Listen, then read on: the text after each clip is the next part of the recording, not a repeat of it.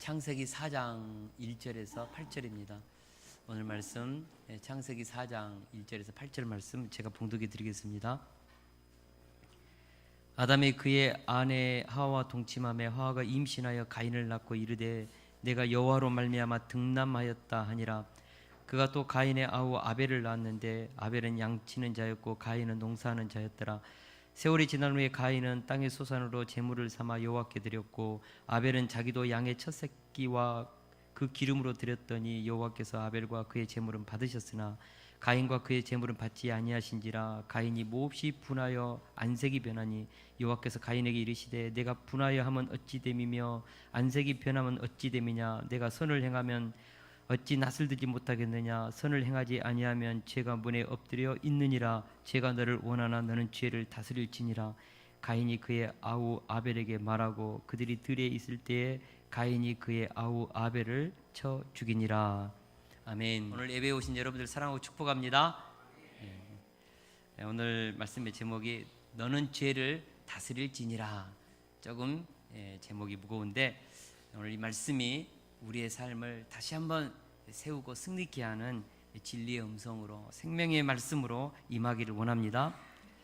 오늘 말씀은 아담과 하와를 통해 죄가 세상에 들어온 후에 그 죄가 어떻게 성장해 가는지를 보여주고 있습니다. 사람들은 대체로 죄를 가볍게 생각합니다. 사람이 살다 보면 뭐 그럴 수도 있지 뭐 이런 식으로 그 죄를 자꾸 평가절하하는 것이죠. 누구나 그런 상황이 되면 나처럼 행동할 수밖에 없다고 합리화하면서 죄를 대수롭지 않게 생각하는 경향이 있습니다. 그러나 야고보서 1장 15절 말씀을 보면 욕심이 잉태한즉 죄를 낳고 죄가 장성한즉 사망을 낳느니라 라고 했습니다. 인류의 조상 아담의 마음속에 하나님과 같이 되고자 하는 그 교만한 마음이 들어와서 선악과를 따먹었을 때 그 죄가 점점 자랐다는 것이죠. 그리고 그 죄는 그것으로 끝나지 않았습니다. 죄가 장성하여 아담의 큰아들 가인이 동생 아벨을 돌로 쳐 죽이는 사망을 낳게 했다는 것입니다. 여러분, 아담의 가장 고통스럽고 괴로운 것은 자식이 또 다른 자기 자식을 죽였다는 것이죠. 이것처럼 괴로운 죄의 형벌이 어디 있습니까? 아담의 죄가, 하나님을 떠난 그 죄가 마침내 열매를 맺어서 아담의 실제적인 그 죄의 고통을 맛보는 본문 말씀입니다. 여러분, 죄는 끝없이 성장합니다. 지극히 작은 죄도 다스리지 않으면 성장하여 사망의 열매를 맺습니다. 바늘도둑이 소도둑이 된다는 속담은 진실합니다. 작은 죄라도 회개해야 합니다. 작은 죄라도 다스려야 합니다. 그래서 죄가 성장하지 못하게 합니다. 죄가 자라서 열매 맺지 못하게 합니다. 2차 세계대전 당시에 600만 명의 유대인들이 집단 수용소에서 학살당했습니다. 이 학살의 결정적인 역할을 한 사람이 나치 친위대 장교인 아돌프 아이히만입니다. 그는 강제 수용소의 책임자가 되어 수백만 명의 유대인들을 가스실로 보냈습니다. 그는 2차 세계대전 막바지 아르헨티나로 도망갔습니다. 하지만 1960년 이스라엘의 정보기관인 모사드에 의해서 체포되어 국제전범재판을 받았습니다. 1960년에서 1962년에 사형받았으니까 2년여 동안 재판을 받은 것입니다. 재판을 받는 과정에서 재판장이 아이만에게 물었습니다. 인간의 탈을 쓰고 어떻게 그렇게 잔인한 짓을 할 수 있었나요? 수백만 명의 사람들을 가스실로 보낼 때 당신의 양심은 어떠했습니까? 재판장이 정말 가슴 아픈 마음으로 그렇게 아이만에게 질문을 던졌을 때 아이만은 철학자 칸트의 말을 인용하면서 이렇게 대답했습니다. 나는 명령을 따랐을 뿐이며 명령에 따라야 한다는 것입니다. 이 말을 계속해서 되풀이했다는 것이죠. 그 명령이 수백만 명의 죄 없는 사람들을 죽이는 것이라 하더라도 말입니다. 아이만의 고백에 의하면 살인은 그에게 단순한 업무였습니다. 그는 하루에 수천 명의 사람들을 가스실로 보내고 집에 돌아와서는 자상한 가장이 되었습니다. 아이들에게 그날 학교에서 배운 것을 물어보고 아이들과 장난을 치며 놀았습니다. 그렇게 평범한 사람이 어떻게 그 600만 명의 유대인들을 학살한 그런 잔인한 살인마가 될 수 있었을까요? 아이만을 통하여 악의 평범성이라는 말이 생겼습니다. 악이란 뿔 달린 악마처럼 별스럽고 괴이한 존재가 아니라 성과 마찬가지로 우리 누구나 지니고 있다는 것입니다. 다시 말해서 지극히 일상적이고 평범한 사람도 언제든지 잔인한 악마가 될 수 있다. 악의 평범성입니다. 누구에게든지 이런 악이 우리 속에 내재하고 있다는 것이죠. 사람은 누구든지 또 다른 아이만이 될 가능성이 있습니다. 그러므로 우리는 오늘 말씀을 통하여 너는 죄를 다스리라는 이 말씀을 깊이 있게 묵상하면서 손으로 악을 이기는 아름다운 인생을 살아내야 합니다. 하나님이 기뻐하시는 인생은 하늘에 계신 너희 아버지의 온전하신 같이 너희도 온전하라. 너희도 그리스도의 장성한 분량에 충만한 데까지 이르라고 말씀하셨습니다. 이 말씀을 묵상하면서 우리는 하나님의 자녀들이죠. 그래서 우리가 어찌하든지 하나님의 형상, 영광스럽고 아름다운 처음 우리를 창조했던 그 아름다운 하나님의 형상을 우리가 회복해야 한다고 믿습니다. 할렐루야. 그리고 그것을 회복하기 위해서 우리는 꿈을 가지고 기도 제목을 가지고 의도성을 가지고 믿음의 선한 싸움을 싸우면서 하나님의 형상을 회복하고자 매일매일 한 걸음 한 걸음 이 믿음의 길, 진리의 길, 생명의 길을 가야 한다고 믿습니다. 우리 1절을 보겠습니다. 1절 말씀 우리 같이 한번 읽겠습니다. 시작. 아담이 그의 아내 하와와 동침하매 하와가 임신하여 가인을 낳고 이르되 내가 여호와로 말미암아 득남하였다 하니라. 아멘. 아담 부부가요 동침하여 첫 자녀를 낳았습니다. 바로 아들 가인을 낳은 것이죠. 이때 하와가 출산의 고통을 경험하면서 무슨 생각을 했을까? 하나님께서 왜 여인들에게 산모의 고통이 있습니까? 죄의 열매지요. 여자에게는 출산의 고통이 있을 것이다. 그 선악과를 따먹은 죄의 열매, 그 결실로 그 산모의 고통을 겪으면서 보통 우리 자매님들이 산통을 겪을 때 남편이 옆에 있으면 그냥 머리를 막 자꾸 뜯는다고 하잖아요. 그만큼 고통스러워요. 하하가 그 고통 산통 속에서 뭐 했을까? 하나님께 기도했을 것입니다. 하나님 살려주세요. 도와주세요. 지금까지 겪지 못한 그 산통을 겪으면서 무수히 하나님을 찾았을 것입니다. 그리고 마침내 응하면서 인류의 첫 아들 가인이 나왔습니다. 이때 하와가 얼마나 기뻤는지요. 내가 여호와로 말미암아 득남하였다 이렇게 고백했습니다. 이 고백에서 이 아들이 혹시 하나님이 약속하신 여자의 후손이 아닐까라는 그런 기대감이 숨어 있는 것입니다. 혹시 창세기 1장 15절에서 주셨던 그 하나님의 언약의 아이가 아닐까, 이 기대감을 가지고 기뻐하면서 하나님이 도우셔서 아들을 낳았다 이렇게 외친 것이죠.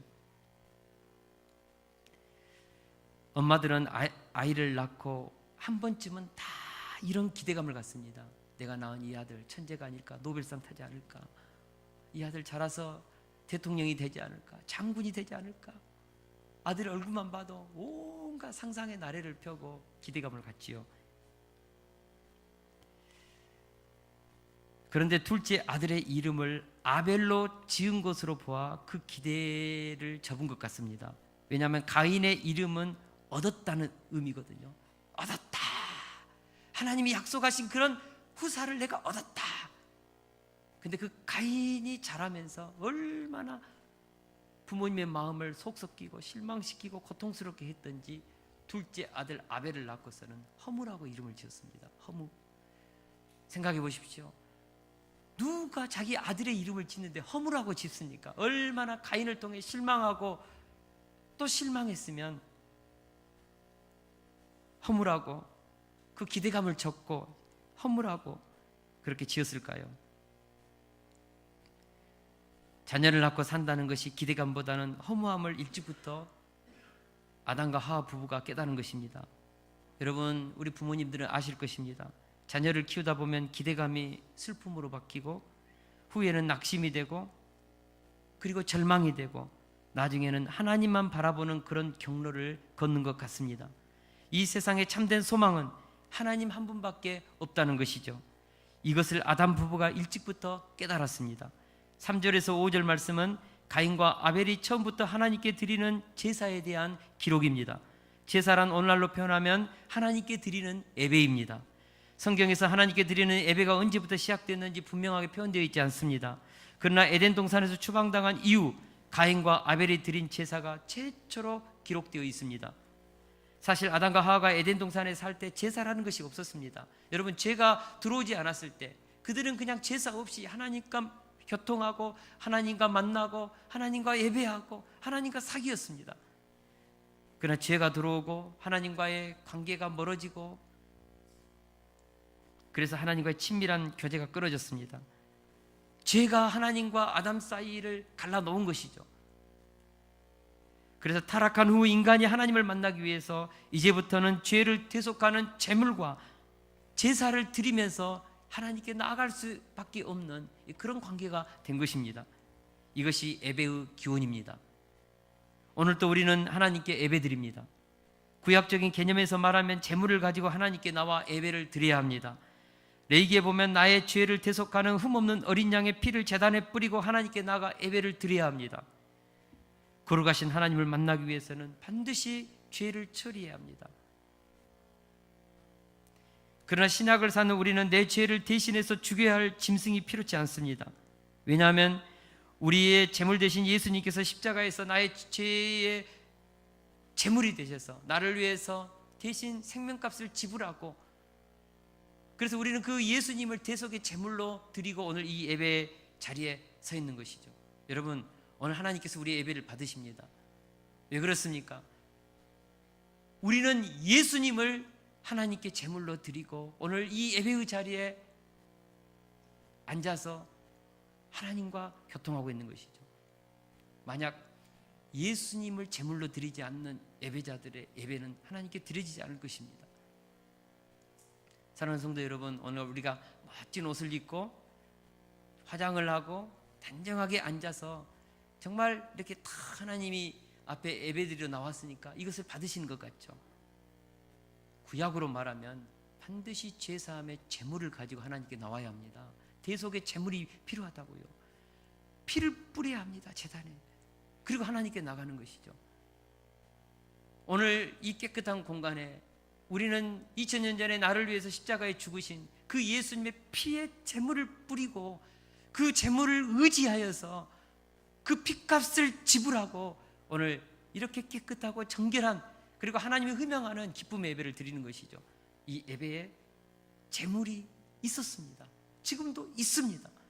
예수님이 우리의 중보자가 되어서 하나님과 우리 사이에 막힌 모든 죄를 처리하면서 우리의 예배와 기도와 찬양이 하나님께 지금 상달되게 하는 것이죠. 할렐루야.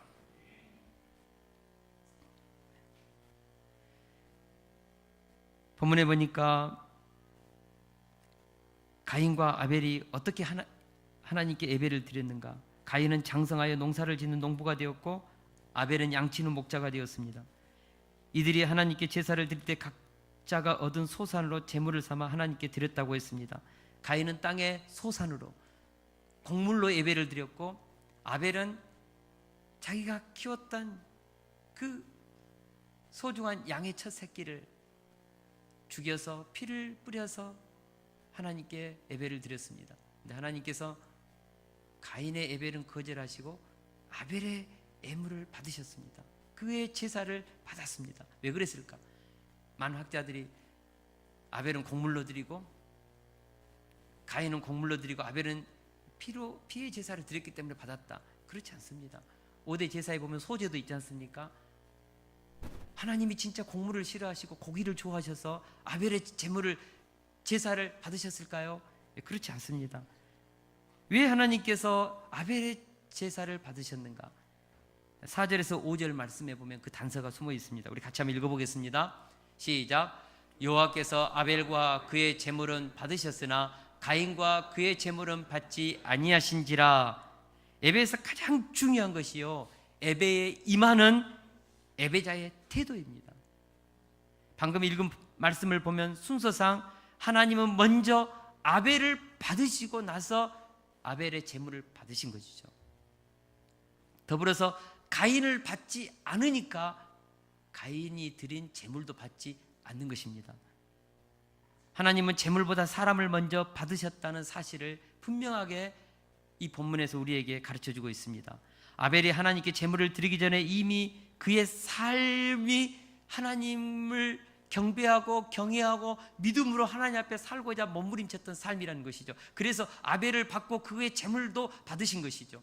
반면에 가인의 삶은요, 요한 1서 3장에 보니까 가인의 삶은 악에 속했다고 했습니다. 얼마나 부모님의 삶을 힘들게 했는지 아벨의 이름을 허물하고 지었겠습니까? 가인의 삶은요, 이미 악인에 속한 그런 삶이었다는 것이죠. 그래서 하나님께서 가인의 예물을 받지 않으셨습니다. 이사야서 1장 13절 말씀을 보겠습니다. 시작. 헛된 재물을 다시 가져오지 말라. 분향은 내가 가증히 여기는 바요, 월삭과 안식일과 대회로 모이는 것도 그러하니 성회와 아울러 악을 행하는 것을 내가 견디지 못하겠노라. 하나님 앞에서 예배 드리기 위해서 월삭 예배로 각종 하나님 앞에 드리는 그런 기념 절기의 예배로 나왔습니다. 근데 하나님께서 그들의 흠없이 드리는 제물을 받지 않았다는 것이죠. 이유가 무엇입니까? 그들의 삶에 악을 행했다는 것이죠. 한두 번 행하는 것이 아니라 악을 행하면서 하나님 앞에 나올 때도 회개하지도 않고 그냥 제물만 가지고 성전 마당만 밟았다는 것이죠. 하나님은 아무리 값비싼 예물을 가지고 나와도 그의 삶이 악으로 가득하다면 그 사람의 예배를 거절하신다는 뜻입니다. 오늘 주일 예배자로 나온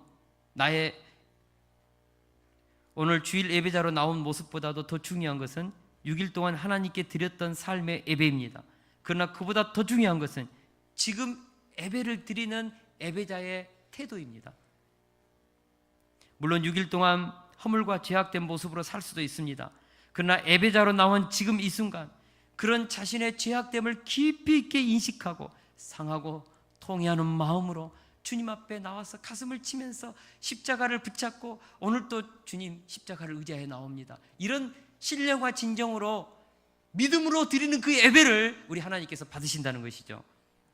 시편 51편 17절 우리 다시 한번 같이 한번 읽어보겠습니다. 시작. 하나님께서 구하시는 제사는 상한 심령이라. 하나님이여 상하고 통회하는 마음을 주께서 멸시하지 아니하시리이다. 우리가 주일 예배 때마다 이 말씀을 선포하면서 예배 가운데로 나가는 이유가 있습니다. 브로큰 하트, 깨진 마음. 하나님, 제가 아무리 하나님 앞에서 의롭게 살려고 해도 주님 허물과 죄뿐입니다. 저는 죄인입니다. 깨진 마음, 애통하는 마음, 찢어진 마음, 레이처럼 정말 세리처럼 가슴을 치면서 저는 죄인으로서이다라고 브로큰 하트, 깨진 마음을 가지고 하나님 앞에 나온 그 심령, 그 애통하는 그 마음, 그 예배자의 그 예배를 하나님이 기뻐 받으신다는 것이죠. 하나님은 상한 마음, 애통하는 마음으로 드리는 그 예배자를 기뻐 받으십니다. 그 상하고 애통하는 마음으로 십자가를 의지하면서 드리는 그 예배를 받으십니다. 할렐루야. 많은 그리스도인들이 종종 예배를 보러 간다고 합니다. 예배를 보러 간다. 예배를 본다는 것은 말 속에는 말 그대로 구경한다는 것이죠.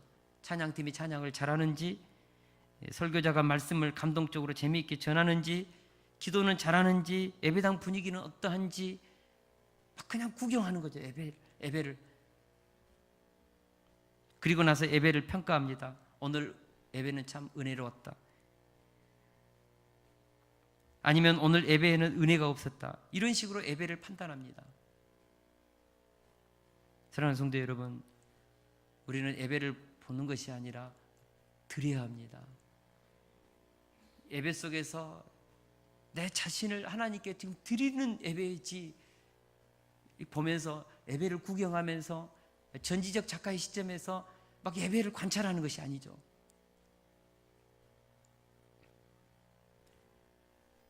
저는 우리 사랑하는 세속교회 성도님들이 예배를 드리는 이곳에서 정말 신령과 진정으로 상하고 깨진 마음으로 그렇게 하나님 앞에 나와서 예배 드리기를 원합니다.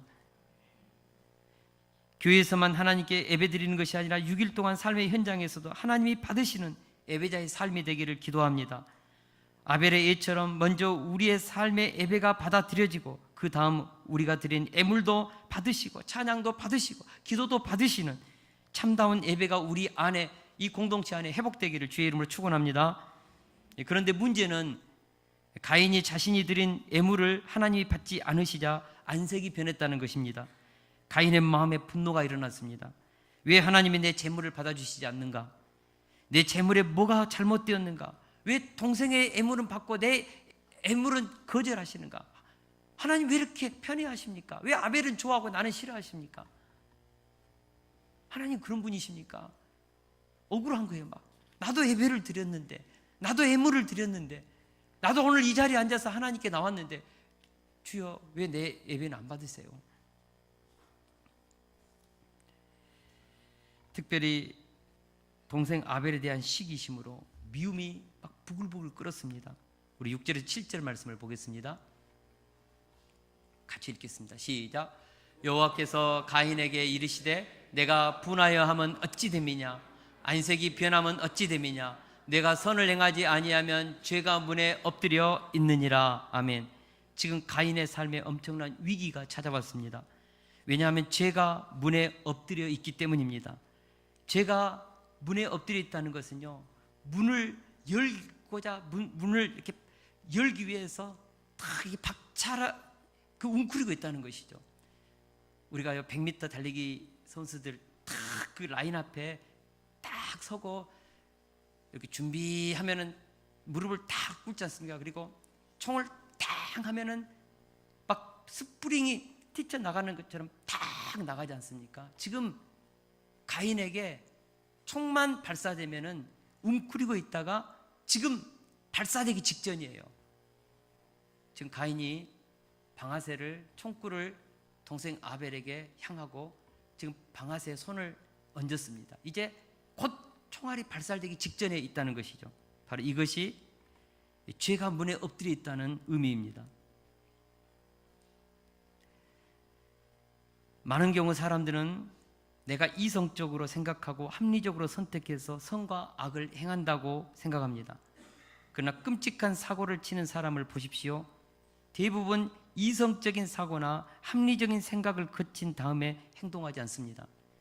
순간적인 감정이 폭발하여서 자기도 모르는 사이에 끔찍한 죄를 저지르고야 마는 것이죠. 결국 내가 이성적으로 생각하고 판단해서 옳기 때문에 죄를 짓는 것이 아니라 죄의 힘이 나를 덮쳐서 나로 하여금 죄를 짓게 하는 것이죠.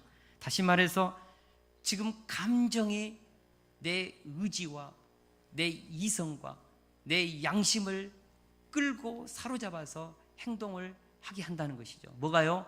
감정이요. 감정이 사고치는 것입니다. 의지가 감정을 이길 수 없습니다. 합리적인 사고가 감정을 이길 수 없습니다. 감정은 합리적 사고보다 먼저 무의식 속에 형성되어 버린 자동화된 사고가 바로 감정을 건드려서 행동하게 하는 것이죠. 여러분, 감정도요, 메인 감정이 있습니다. 아무리 내가 하나님 앞에서 성령 충만해도 이 감정만 건드려 버리면 나도 모르게 내 행동이 이성을 거치지 않고 믿음의 어떤 거룩을 거치지 않고 나도 모르게 발사되는 행동이 있습니다. 감정이 지금 건드려진 거죠. 그리고 그 감정은 오랜 과거 동안 어렸을 때부터 형성되어 온 자동화된 사고 구조 속에서 만들어진 감정입니다. 바로 그 감정입니다. 가인도 그렇습니다. 지금 아벨을 돌로 쳐 죽이려는 계획을 가슴에 품고 있죠. 그것이 하루아침에 만들어진 것이 아니라 오래된 아벨의 인생 속에서 만들어진 잘못된 기준, 동생보다 항상 나아야 되는데, 자기가 인정받아야 되는데, 자기가 똑똑해야 되는데, 이런 것이 무너지니까 이 기준 속에서 감정이 미움과 분노로 활활 타올라서 동생을 죽이려 하는 것이죠.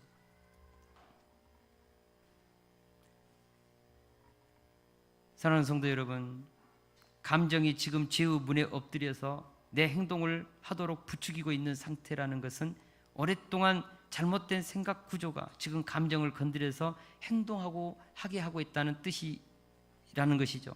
이때 어떻게 해야 되는가? 하나님은 그 방법에 대해서 구체적으로 말씀해 주십니다. 우리 7절 하반절을 같이 한번 읽겠습니다. 시작. 죄가 너를 원하나 너는 죄를 다스릴지니라. 아멘. 이 말씀은 우리가 어떻게 하면 죄를 이길 수 있는지에 대한 중요한 하나님의 가르침입니다. 하나님은 지금 가인의 마음속에 죄의 소원이 침투해 있음을 가르쳐주고 있습니다. 죄의 폭탄이 가인 속에 잠재되어 터지기 직전에 있습니다. 그래서 빨리 그 죄의 불씨를 꺼서 다스려야지, 그것을 가만 놔두면 터져서 수많은 사람들을 다치게 한다는 것이죠. 그래서 하나님께서 가인에게 간절한 마음으로 지금 상담해주고 있습니다. 카운셀을 하는 것이죠. 죄가 너를 원한다. 이 원한다는 것은 죄가 너를 향하여 길을 쓰고 지금 달려들고 있다. 죄가 지금 죄의 세력이 너를 죄를 짓도록 길을 쓰고 지금 너를 장악하면서 너를 지금 통제하려고 하고 있다. 그 뜻입니다. 여러분, 죄는 마음의 상태가 아닙니다. 죄는 세력을 가지고 있습니다. 그 세력은 우리를 다스리려 합니다. 우리를 지배하려 합니다. 여러분, 죄가 우리를 지배하려 합니다. 우리의 생각, 우리의 감정, 우리의 의지, 우리가 마음속에 가지고 있는 우리 인격까지도 죄가 우리를 다스리려고 합니다. 귀신 들린다는 것이 무엇입니까? 이미 사탄이 그 사람을 사로잡은 것이죠. 지배해버린 것이죠. 죄는 우리를 지배하려 합니다. 세력을 가지고. 죄가 너를 원하나. 너라는 것은 무엇입니까? 죄는 대상을 가지고 있다는 것이죠. 지금 죄의 세력이 가인을 대상으로 삼아서 아벨을 죽이는 일에 가인을 이용하려고 하고 있습니다. 가인이 지금 죄의 세력에 사로잡혀서 죄의 행동을 하게 하는 불의의 병기가 되려 하고 있습니다. 우리가 내 삶이 죄의 무기가 되는 것을 막아야 합니다. 내 몸이 생명을 살리는 의의 병기가 되게 해야죠. 사탄이 지금 죄의 미움이라는 이 감정을 사용하여서 가인의 몸을 이용해서, 가인이라는 이 실체를 사용해서 하나님을 경외하는 아벨을 죽이려 하는 것이죠. 바로 거기에 가인, 네가 지금 이용당하고 있다는 것이죠. 여러분, 어떻게 형이 동생을 죽입니까? 그러나 죄의 세력이 가인을 지금 장악해버리면 그 일이 가능하다는 것이죠. 이성으로, 양심으로, 정으로 할 수 없는 짓이죠. 그러면 죄의 세력이 내 몸을 이용하여 사탄의 계계를 이루려 할 때 어떻게 해야 하는가? 하나님은 가인에게 죄의 세력을 이기는 방법을 가르쳐 주셨습니다. 그것은 죄가 너를 원하나 너는 죄를 다스릴지니라라고 했습니다. 여기서 죄를 다스린다는 것은 적극적으로 죄와 싸우라는 의미입니다. 죄의 세력은 너무나 강하여서 의지를 가지고 다스리지 않으면 그 세력을 이길 수 없습니다. 죄의 세력은 너무나 강하여 내가 의지를 가지고 다스리지 않으면 그 죄는 나의 의지를 이긴다는 것이죠. 그래서 죄가 행동하기 전에 기회가 있다는 것이죠. 행동하기 전에, 죄가 튀쳐나오기 전에 회개하고 생각을 바꾸고 감정을 바꿔서 튀쳐나오려는 그 죄를 막으라는 것이죠. 여러분, 죄는요, 행동하기 직전까지는 아직 죄를 범하지 않는 것입니다. 행동화되기 이전에 죄를 막을 수 있습니다. 그것이 바로 죄의 세력을 다스리라는 것이죠. 너는 죄를 다스리라. 죄와 싸워서 끌려가지 말고 적극적으로 저항해서 그 죄를 이기고 하나님의 뜻을 행하라는 것이죠. 그러면 구체적으로 죄의 세력을 다스린다는 것이 무엇일까? 제가 곰곰이 생각하면서 세 가지 죄의 세력을 이기는, 죄를 다스리는 원리에 대해서 세 가지로 나누고 싶습니다. 첫째로, 죄악된 생각이 들 때 그 생각을 드러내야 합니다. 우리는 이것을 회개라고 합니다. 죄는 가장 먼저 우리의 생각 속에 들어와서 생각을 잘못되게 합니다. 여러분 잘못된 생각을 품으면 어떤 일이 일어납니까? 불안함과 초조함과 두려움과 염려가 막 몰려오는 것이죠. 여러분, 성령이 주는 생각은요, 샬롬입니다. 평강입니다. 여유가 있습니다. 기쁨입니다. 마음이요, 그냥 감사해요. 근데 이상하게 어떤 생각이 내 속에 들어왔어요. 근데 그 생각이 들어온 이후 내 마음이 불편해요. 두려워요. 염려가 막 솟구치고 사람과의 관계를 막 깨고 싶어요. 이것은 성령의 생각이 아닙니다. 잘못된 생각입니다. 이 생각이 들어왔어요. 지금 이런 생각이 은밀하게 내 생각 속에 들어옵니다. 죄는요, 은밀하게 활동합니다. 나밖에 몰라요. 근데 그 은밀한 죄는요, 그 생각을 내가 입으로 나누어 버리고 드러내면 그 죄의 힘은 급격하게 떨어집니다. 그러므로 제가 부탁합니다. 혹시 내 안에 나를 불안케 하고 두렵게 하고 인간관계를 파괴시키고 그런 어떤 생각이 들어오면, 그래서 그것 때문에 내가 괴로우면, 내 얼굴 안색이 변하면, 내 감정이 지금 막 이상하게 뭔가 어떤 행동을 하게 하려고 하는 그런 생각이 들었다면 그것을 가지고 하나님 앞에 나아가서 토해내십시오. 생각은 토해내면, 밝혀내면 그 생각은요, 힘을 잃어버립니다. 여러분, 죄는 어둠의 영이기 때문에 빛으로 나오면 그 힘을 상실하게 됩니다. 은밀하게 내 속에 활동하고 있는 그 죄의 세력을 드러내면 힘을 못 쓴다는 것이죠.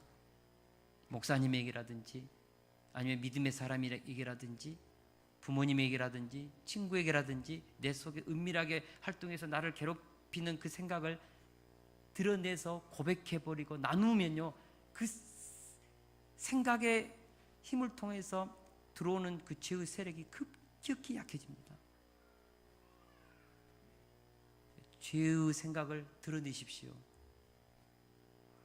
죄의 생각을 오픈시키십시오. 그러면 죄는 힘을 잃어버린다는 것이죠.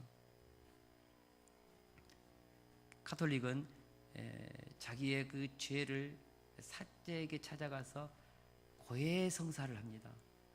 저는 이것이 나중에는 물론 죄를 용서하는 것이 인간의 어떤 것으로 이용되는 경향이 있지만 굉장히 중요한 원리입니다. 하나님에게라든지 믿음의 사람에게라든지 자기 죄를 자꾸 고백하는 것 중요합니다.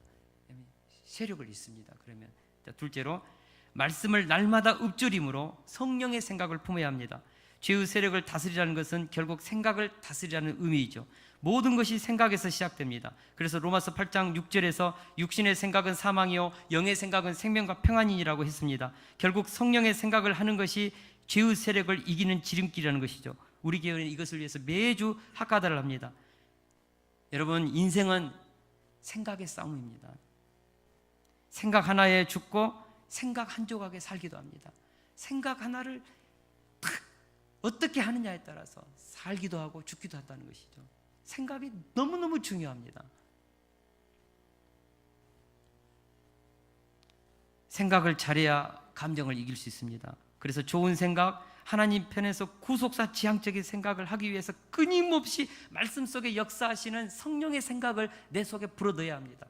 여러분, 우리가요, 검정 잉크를 떨어뜨리면 물이 까맣게 변하잖아요. 근데 거기다가 새로운 물을 부으면 점점 희석되어지고 나중에는요, 새로운 물이 됩니다. 이것처럼 우리의 감정 속에, 기억 속에, 내면 속에는요, 어렸을 때부터 저장된 숱한 세상 속에서 당한 상처난 기억들, 아픈 기억들, 나도 모르게 들어와 버린 제약된 생각들, 기준들, 원칙들이 있다고요.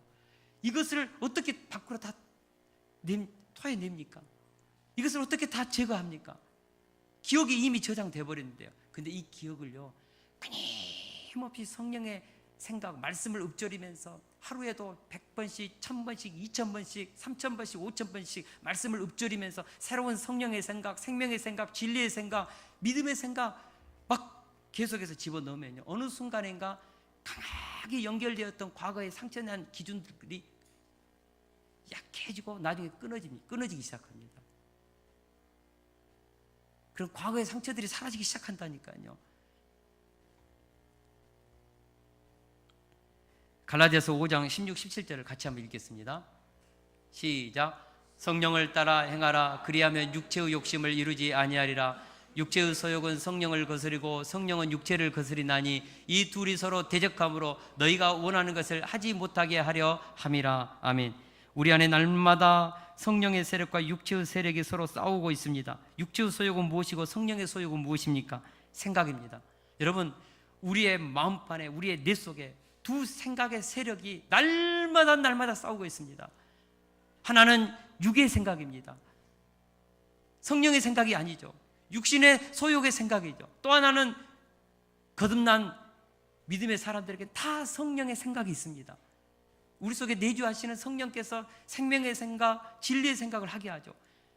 그러나 이 두 세력이요, 매일 아침 일어나면 하루 종일 이 두 세력이요, 우리의 마음판에서, 우리의 뇌 속에서, 기억 속에서, 생각의 그 전쟁터에서 싸운다는 것이죠.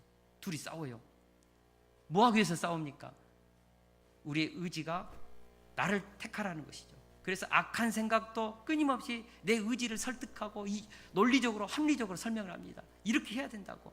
그러나 성령의 생각도 우리 속에 끊임없이 합리적으로 우리를 설득하죠. 우리 의지를 설득하죠. 이것을 행하라고. 두 세력이 막 전쟁해요. 그러다가 하나를, 행동을 딱 해요. 악이든 선이든 하나를 딱 택해서 행동해 버립니다. 그러면 한쪽은 그 힘을 잃어버리고 그 선택했던 그것이 우리를, 이제부터는 그 생각이 그 사람을 끌고 간다는 것이죠. 그래서 생각이 행동으로 옮겨지기 전에 악한 생각이 행동하지 못하도록 막아야 한다는 것이죠. 그것이 성화의 지름길입니다. 생각을 다스리면 감정이 다스려집니다. 잠언 16장 32절을 우리 같이 한번 읽겠습니다. 시작. 노하기를 더디하는 자는 용사보다 낫고 자기 마음을 다스린 자는 성을 피하는 자보다 나으니라. 여러분, 인생에서 진짜 위대한 인생을 살고 싶다면 내 마음판에서 벌어지는 이 두 싸움에서 먼저 내 마음을 지키는 것, 내 마음을 다스리는 것이 인생을 승리하는, 인생을 성공하는 첫걸음입니다. 모든 지킬 만한 것 중에 더욱 내 마음을 지키라. 생명의 근원이 이에서 남이니라. 마음을 지키십시오. 생명이 거기에서 나옵니다. 승리가 거기에서 나옵니다. 마음을 지킨다는 것은 생각을 지키는 것입니다. 생각을 지키면 감정을 지킬 수 있습니다. 감정을 지키는 사람이 언어를 지키고 고운 말, 생명의 말, 진리의 말을 하죠. 그 말을, 진리의 말을 하는 사람이 이제 선한 행동을 하게 되는 것이죠. 자기 마음을 다스린 자가 최후의 아름다운 인생의 승리, 면류관을 쓸 것입니다. 할렐루야. 마지막으로, 선한 생각은 말로 선포해야 합니다. 말에는 힘이 있습니다. 그래서 선한 생각을 말로 표현하고 선포할 때 선한 생각은 능력을 가지고 나타납니다. 그렇습니다. 악한 생각은 회개를 통하여 오픈하고 드러내서 은밀하게 활동하는 그 생각을 그냥 하나님의 진리의 빛 앞에, 영광의 빛 앞에 그냥 드러내면 이건 소멸됩니다. 그러나 선한 생각은요, 생각만 하면 안 돼요. 말로 선포해야 합니다. 여러분, 하나님은 말씀으로, 사상으로, 생각으로 계셨습니다. 말씀이, 태초에 말씀이 계셨어요. 그 말씀이 이제는 창세기 1장에 보니까 이르시되라고 선포를 하는 것이죠. 그때 생각이 능력이 되어서 무에서 유가 나온 것이죠. 여러분, 내 생각, 내 사상이 말로 표현돼야 합니다. 글로 적혀야 합니다. 선포해야 합니다. 그때 선한 생각이 능력을 발휘하는 것이죠. 할렐루야. 비전은, 내 속에 가지고 있는 꿈은 계속해서 말로 표현하는 것입니다. 입으로 선포하는 것입니다. 거울을 보고 나는 행복한 인생을 살 것이다. 나는 멋진 인생을 살 것이다. 나는 다른 사람을 도와주고 축복하면서 살 것이다. 나는 생명의 인생을 살 것이다. 매일매일 그 말을 내 귀에 들려주는 것이죠. 선포하는 것이죠. 능력이 생깁니다. 할렐루야. 결국 우리는 죄를 다스리기 위해서 세 가지를 잘해야 합니다. 하나는 은밀하게 활동하는 죄악된 생각을 드러내는 것이고, 둘째는 하가다를 통해서 끊임없이 성령의 생각을 내 생각 속에 집어넣어서 악한 생각이 발붙이지 못하게 하는 것이며, 마지막으로 선한 생각은 말로 선포하면서 그 선한 생각의 능력을 가지고 행동하게 하는 것입니다. 그러면 우리는 죄를 다스릴 수 있습니다. 그러나 가인은 어떻게 했습니까? 우리 8절을 같이 읽겠습니다. 시작. 가인이 그의 아우 아벨에게 말하고 그들이 들에 있을 때 가인이 그의 아우 아벨을 쳐 죽이니라. 가인이 어떻게 했습니까? 안타깝게도 죄를 다스리라는 하나님의 말씀을 듣지 않았습니다. 그는 하나님의 면전에서 튀쳐나와서 아벨에게로 갔습니다. 마치 가룟 유다가 예수님께서 그렇게 회개하도록 도왔어도 불구하고 그 떡을 받고 밖으로 튀쳐나가버린 것처럼, 가인도 하나님의 죄를 다스리라는 그 말을 듣고도 튀쳐나가버린 것이죠. 왜 나갔습니까? 죽이려고 나간 것이죠. 유다는 예수를 팔러 나간 것이죠. 아무것도 모르는 순진한 아벨을 데리고 들로 가서 돌로 쳐서 아벨을 죽이고 말았습니다. 계획적으로 그렇게 했습니다. 하나님의 말씀을 듣지 않고 회개하지 않고 죄의 소원을 다스리지 않을 때 그 결과는 참으로 끔찍한 것이었습니다.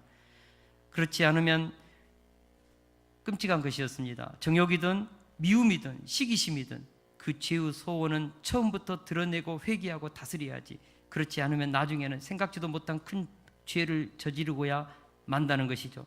얼마나 많은 사람들이 순간의 죄의 소욕을 다스리지 못해서 일평생 동안 돌이킬 수 없는 파멸을 자초합니까? 우리 모두에게 선과 악이 공존합니다. 날마다 두 세력이 생각 속에 싸우고 있습니다. 자칫 잘못하면 악의 평범성이 아이만처럼 내 속에 튀쳐나올 수 있습니다. 내 속에 평범한 악이 있어요. 그러나 그것이 방치하고 다스리지 않고 회개하지 않고 그것을 받아주고 언어로 표현해버리고 하나씩 행동하기 시작하면 어느새 그 죄의 세력은 힘을 발휘하고 능력을 발휘해서 어느 순간인가 내 의지로 결단해도 되지 않고 죄의 세력에 끌려다니면서 무섭도록 파괴되는 인생을 살게 된다는 것이죠. 사단의 종노릇하는 인생을 살게 된다는 것이죠. 제가 여러분들에게 늘 하는 말씀이 있습니다. 생각을 바꾸면 뭐가 바뀐다고요?